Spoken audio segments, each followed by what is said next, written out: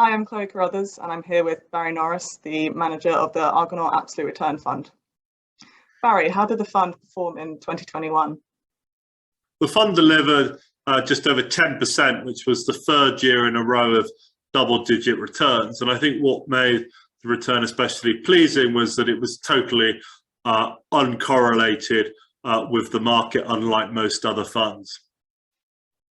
Why do you think the fund's return profile will be more valuable in 2022?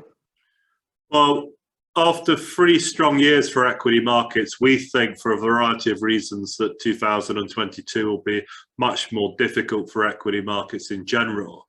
And our ability to generate positive returns from our short book, which has become increasingly rare in our industry, which has been very reliant on a positive market direction, should be more highly valued because positive returns from the market will be more scarce. So this means that an uncorrelated return will be more than a useful diversifier in anybody's portfolio.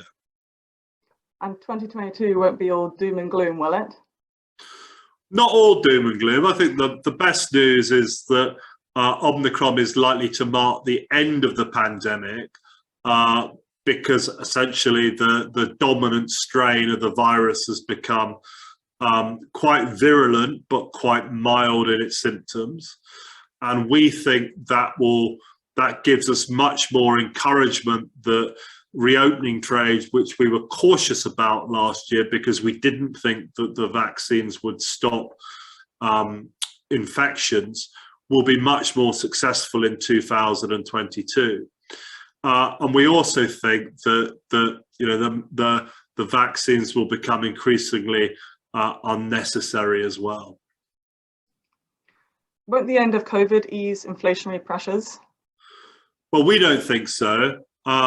We think inflation in 2022 will actually be higher overall than 2021, so higher than 5% and certainly more than the 2.5% which the Federal Reserve is forecasting. We think countries such as China, which are still following zero COVID policies, will exacerbate ongoing global supply chain woes. We also see as the pandemic eases and we see a proper opening up, that demand for oil should see a very strong recovery in 2022. Remember, oil is obviously predominantly used as a transportation fuel and has lagged other forms of energy recently. And we think oil producers will really struggle to increase production to meet that demand. So we think $100 oil is a distinct possibility. And what about more structural inflation? Well, that's a good point, Chloe. I mean, we think that the cost of energy decarbonisation will also become clear if it hasn't already. So the sun and the wind might be free, but the price of power is set by the availability of reliable power, which is essentially either nuclear, hydro, or fossil fuels that you could rely on to be there when the power is needed. And those fuels are becoming more scarce, not more abundant. And switching off of fossil fuels for unreliable renewables, if you like, has already resulted in structurally higher power prices, especially in Europe, which is already hitting the consumer with electricity bills, which over the next 2 years are going to be almost double what they were previously. And it's also having a significant negative effect on a lot of Europe's heavy energy intensive industries, which are shutting down because they're uncompetitive. So this is really not good news for the European economy.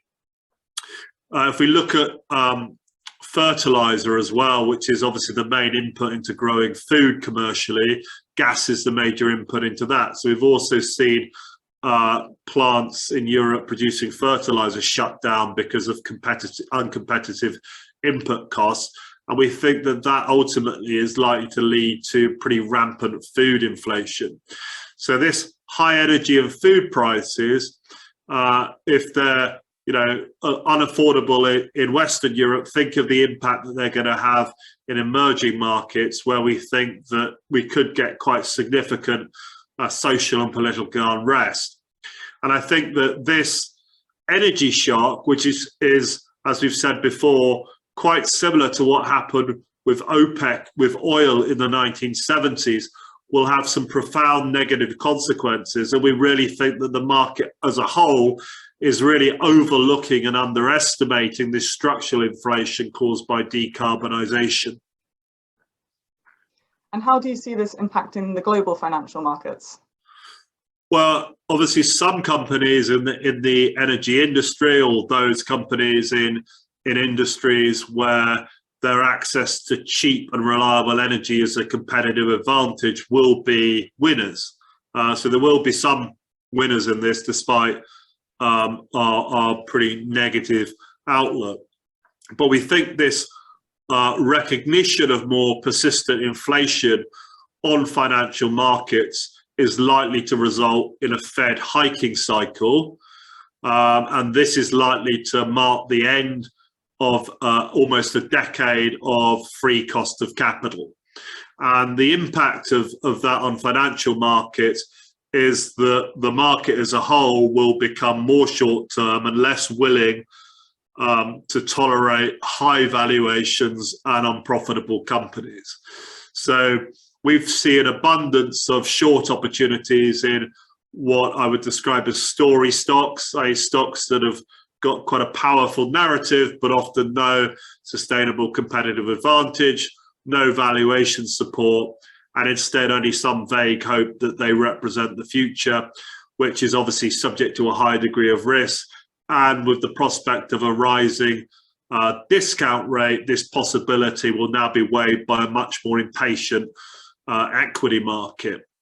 So we think it's this high growth part of the equity market, and let's be fair, this is the part of the market which has done best over the last few years, which is now most vulnerable.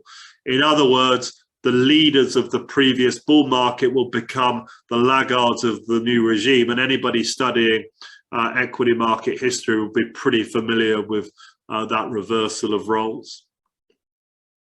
What role do you see the fund playing in overall portfolios?